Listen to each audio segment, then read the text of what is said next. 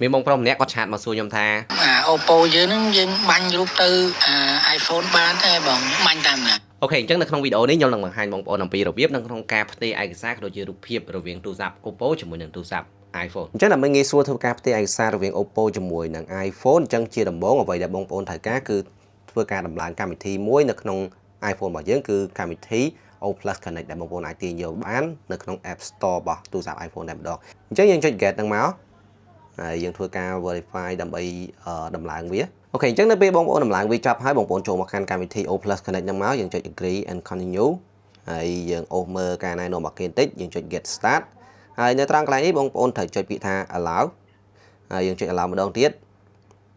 អូខេអញ្ចឹងពេលនេះគឺការ set up ដំបូងរបស់យើងគឺបានបញ្ចប់ហើយអញ្ចឹងយើងធ្វើការសាកល្បងនៅក្នុងការផ្ទេរឯកសាររវាងOppo ជាមួយនឹង iPhone នឹងតែម្ដងអញ្ចឹងឧទាហរណ៍ថាខ្ញុំចូលទៅកាន់កម្មវិធី photo ហើយខ្ញុំធ្វើការ select រូបភាពមួយចំនួនដែលខ្ញុំថតចេញពី Reno 15នេះហើយខ្ញុំចុច share អញ្ចឹងរបៀបនៅក្នុងការ share គឺយើងមាន2គឺ use sharing ហើយជាមួយនឹង tag to share អញ្ចឹងខ្ញុំចង់ចាប់ផ្ដើមពី tag to share ទៅមុននេះបងប្អូនអាចកាន់ទូរស័ព្ទ2ហ្នឹងដាក់ត្រួតគ្នាឬក៏ដាក់ផ្ទឹមគ្នាចេះមកអូខេបងប្អូនឃើញអត់អញ្ចឹងនៅពេលដែលវាស្គាល់គ្នាបែបហ្នឹងហើយអញ្ចឹងយើងចុចធ្វើការចុចរុញចេះមកហើយកន្លែងនេះយើងចុច open ចេះមក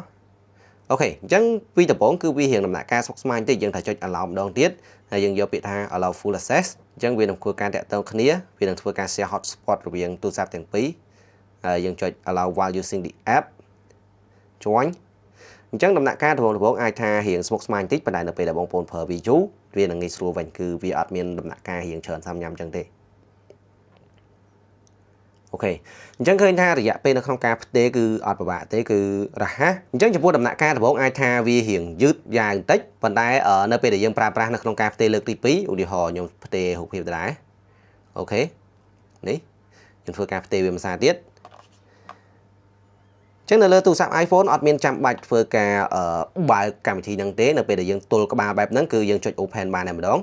ហើយកន្លែងនេះគឺយើងរុញចឹងមកវានឹងធ្វើការភ្ជាប់ទំនាក់ទំនងគ្នាយើងចុច join នៅខាង iPhone មក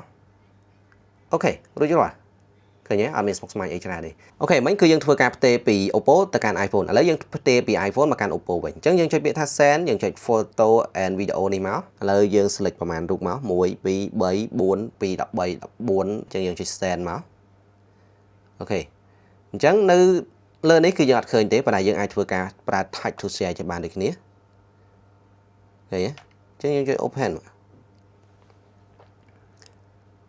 ឃើញទេគឺទទួល17រូបភាពយើងចុចទទួលចេះមកជួយអូខេអញ្ចឹងរូបភាពដែលផ្ញើមកមិញគឺ17រូបភាពគឺមានអស់ហើយអញ្ចឹងរូបភាពជាប្រភេទ live photo ឬក៏ motion photo ហ្នឹងគឺវាដំណើរការបានដូចគ្នាអញ្ចឹងនៅលើ iPhone មិនគឺនៅលើ Oppo គឺឃើញអញ្ចឹងដូចគ្នាតែម្ដងគឺអត់ពិបាកស្មុគស្មាញច្រើនទេប្រភេទ live photo គឺឃើញមានចលនាដដែលឃើញទេអញ្ចឹងការប្រើ Oppo ឬក៏ប្រើ iPhone គឺវាអត់មានភាពស្មុគស្មាញអីច្រើនទេគឺយើងអាចឆ្លងផ្ញើរូបភាពអីទៅមកបានធម្មតាស្រួលមែនតើអូខេអញ្ចឹងអ្វីដែលខ្ញុំចង់បង្ហាញនៅក្នុងវីដេអូមួយនេះគឺមានតែប៉ុណ្្នឹងទេសង្ឃឹមថា technique មួយនេះអាចផ្ដល់ជាគន្លឹះក៏ដូចជាប្រយោជន៍សម្រាប់បងប្អូនអ្នកប្រើប្រាស់នៅក្នុងលក្ខខណ្ឌតែម្ដងមួយហើយកុំភ្លេចតាមដានមួយខ្ញុំនៅវីដេអូក្រោយ